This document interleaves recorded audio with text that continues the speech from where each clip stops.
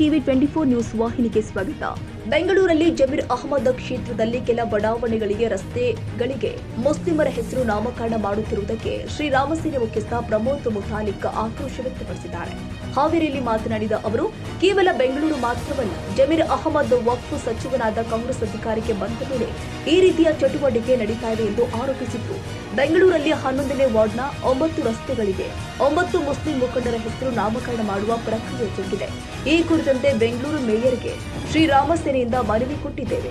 ಈ ರೀತಿಯ ಹೆಸರುಗಳ ನಾಮಕರಣ ಮಾಡಬಾರದು, ತಡೆ ಹಿಡಿಯುವಂತೆ ಮನವಿ ಮಾಡಿದ್ದೇವೆ ಎಂದು ಶ್ರೀರಾಮಸೇನೆ ಮುಖ್ಯಸ್ಥ ಪ್ರಮೋದ್ ಮುತಾಲಿಕ್ ಹೇಳಿದರು. ಹಿಂದೂಗಳಲ್ಲಿ ಜಾತಿ ಗಣತಿ ಮಾಡಿ ಜಾತಿಗಳ ನಡುವೆ ವೇಷ ಬೀಜ ಬಿತ್ತಿ ಅವುಗಳ ನಡುವೆ ಸಂಘರ್ಷ ಉಂಟು ಮಾಡುವ ಹುನ್ನಾರವಿದೆ ಎಂದು ಪ್ರಮೋದ್ ಮುತಾಲಿಕ್ ಆರೋಪಿಸಿದರು. ಹಿಂದೂಗಳಲ್ಲಿ ಅಷ್ಟೇ ಅಲ್ಲ, ಮುಸ್ಲಿಮರಲ್ಲಿ ಕೂಡ ಜಾತಿ ಗಣತಿಯಾಗಲಿ, ಅವರಲ್ಲಿ 73 ಪಂಗಡಗಳು ಇವೆ, ಅವುಗಳ ಸರ್ವೆ ಮಾಡಿ ನೋಡೋಣ ಅಂತ ಮುತಾಲಿಕ್ ಸವಾಲ್ ಹಾಕಿದರು. ಕ್ರೈಸ್ತ ಧರ್ಮದಲ್ಲಿಯೂ ಕೂಡ ಪಂಗಡಗಳು ಇದೆ, ಕೇವಲ ಹಿಂದೂಗಳಲ್ಲಿ ವರ್ಗೀಕರಣ ಮಾಡಿ ಸಂಘರ್ಷ ಹುಟ್ಟು ಹಾಕ್ತಾ ಇದ್ದೀರಾ.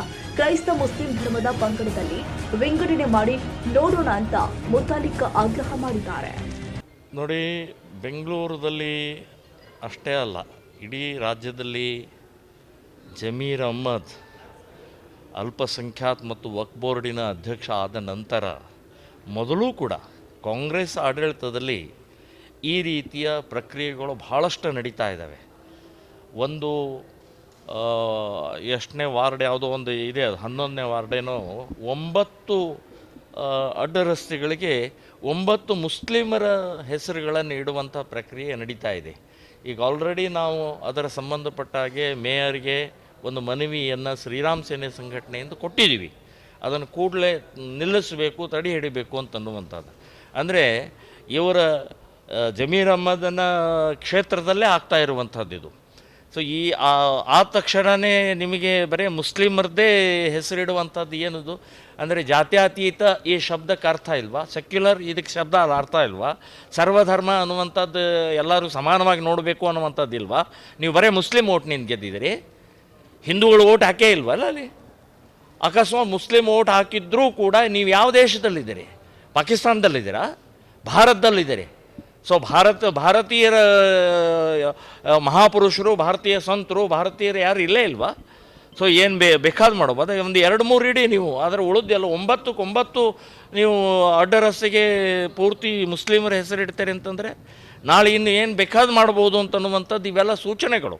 ಸೊ ಇದು ನಡೆಯೋದಿಲ್ಲ. ನಾವು ಇದನ್ನು ಖಂಡಿಸ್ತಾ ಇದ್ದೀನಿ, ವಿರೋಧಿಸ್ತಾ ಇದ್ದೀನಿ. ನೋಡಿ, ಜಾತಿ ಗಣತಿ ಮೂಲಕ ಯಾರ್ಯಾರು ಎಷ್ಟೆಷ್ಟಿದ್ದಾರೆ ಅಂತನ್ನುವಂಥದ್ದು ಆಗಬೇಕು ಅನ್ನುವಂಥ ಅವ್ರದ್ದು ನಿಶ್ಚಯ. ಆದರೆ ನಾವು ಹಿಂದೂ ಸಂಘಟಕರು, ನಾವೆಲ್ಲ ಜಾತಿ ಮೀರಿ ಹಿಂದೂಗಳಾಗಬೇಕು, ಭಾರತೀಯರಾಗಬೇಕು ಅನ್ನುವಂಥ ದೃಷ್ಟಿಯಿಂದ, ಇನ್ನು ಅವರು ಜಾತಿಯನ್ನು ಹಿನ್ನೆಲೆ ಏನು ಅಂತಂದರೆ ಅದು ಎಲ್ಲ ತಮ್ಮ ಸ್ವಾರ್ಥ ರಾಜಕಾರಣಗೋಸ್ಕರ ಮಾಡ್ತಾ ಇದ್ದಾರೆ.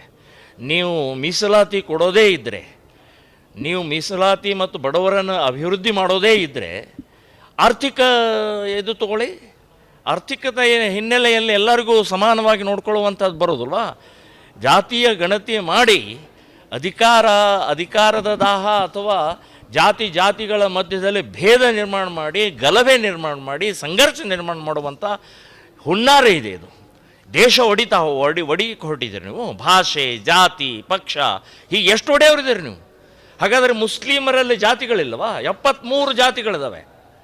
ಅವ್ರದ್ದು 73 ಜಾತಿಗಳದ್ದು ಪ್ರತ್ಯೇಕವಾದಂಥದ್ದು ಅಲ್ಲೂ ಕೂಡ ಸರ್ವೆ ಆಗಲಿ. ಹಾಗಾದರೆ ನದಾಫು, ಪಿಂಜಾರು, ಬಾಗವಾನು ಬೇಕಾದಷ್ಟು ಇದಾವೆ ಅಲ್ಲಿ, ಸಿಯಾ, ಸುನ್ನಿ. ಸೊ ಅವರು ಜಾತಿಗಳನ್ನು ವಿಂಗಡಣೆ ಮಾಡಿ, ಬರೀ ಹಿಂದೂಗಳದ್ದಷ್ಟೇ ಯಾಕೆ, ಕ್ರಿಶ್ಚಿಯನ್ರಲ್ಲೂ ಜಾತಿಗಳಿದ್ದಾವೆ. ಸೊ ಅದನ್ನು ವಿಂಗಡಣೆ ಮಾಡಿ, ಈ ರೀತಿಯ ಇದನ್ನು ಸಮಾಜವನ್ನು ಒಡೆಯುವಂಥ, ದೇಶವನ್ನು ಒಡೆಯುವಂಥ ಕೆಲಸ ಕಾಂಗ್ರೆಸ್ನವರು ಇದನ್ನು ಮಾಡಬಾರದು ಅಂತನ್ನುವಂಥದ್ದು ಹೇಳ್ತಾ ಇದ್ದಾರೆ.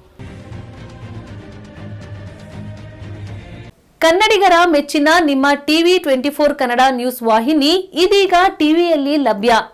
ಕರ್ನಾಟಕ ಮತ್ತು ದೇಶ ವಿದೇಶದ 360 ಡಿಗ್ರಿ ಸುದ್ದಿ ಹಾಗೂ ಉತ್ತರ ಕರ್ನಾಟಕ, ಬೆಳಗಾವಿ, ಬಾಗಲಕೋಟೆ, ಧಾರವಾಡ, ಹಾವೇರಿ, ಗದಗ, ಬಿಜಾಪುರ ಜಿಲ್ಲೆಯ ಕ್ಷಣದ ವಿವರವನ್ನ ಪಡೆಯುವುದಕ್ಕೆ ಟಿವಿ 24 ಕನ್ನಡ ನ್ಯೂಸ್ ವಾಹಿನಿಯನ್ನ ಲೈಕ್ ಮಾಡಿ, ವಿಡಿಯೋಗಳನ್ನ ಶೇರ್ ಮಾಡಿ, ಕಮೆಂಟ್ ಮಾಡುವ ಮೂಲಕ ನಮ್ಮ ವಾಹಿನಿಗೆ ಸಹಕಾರ ನೀಡಿ ಮತ್ತು ಚಾನೆಲ್ ಅನ್ನು ಸಬ್ಸ್ಕ್ರೈಬ್ ಮಾಡಿ. Thank you.